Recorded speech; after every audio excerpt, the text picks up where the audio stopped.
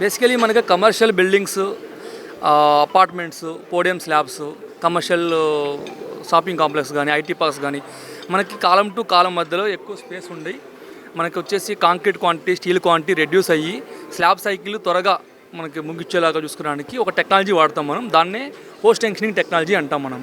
ఇది మార్కెట్లో ఇప్పుడు ట్రెండింగ్గా నడుస్తున్న టెక్నాలజీ ఇది మనకి వచ్చేసి. సో ఇది వచ్చేసి మనం ఎలా వాడతామంటే, ఇది స్లాబ్స్లలో మనకి slab to slab, column to column ఏదైతే మనకి స్పేసింగ్ ఉంటుందో ఆ స్పేసింగ్ వచ్చేసి మనకి మోర్ దాన్ 7 మీటర్ కంటే ఎక్కువ ఉంటే మనకి ఈ టెక్నాలజీ మనం యూజ్ చేయడానికి మనకు బాగుంటుంది మనకి. సో దీనివల్ల ఏమవుతుందంటే ఎర్త్క్వేక్ వచ్చినప్పుడు కూడా మనకి రెసిస్టెంట్ చేసుకునే చేసుకోకుండా స్ట్రక్చర్ చేసుకునే కెపాసిటీ ఉంటుంది. ప్లస్ మనకు వచ్చి కాస్టేజ్ కూడా around RC slabs, PT slab చూసుకుంటే మనకి 20 to 25% వరకు మనకి రెడ్యూసింగ్ ఉంటుంది మనకి. ప్లస్ స్ట్రక్చర్ అనేది మనకి ఏ డిజైన్ కావాలన్నా సరే, ఎంత క్యాంటిలివర్ కావాలనుకున్నా, ఎంత స్పేసింగ్ కావాలనుకున్నా, సో ఈ టెక్నాలజీ ద్వారా మనం స్ట్రక్చర్ని వచ్చేసి మనం ఇన్బిల్డ్ చేసుకోవచ్చు.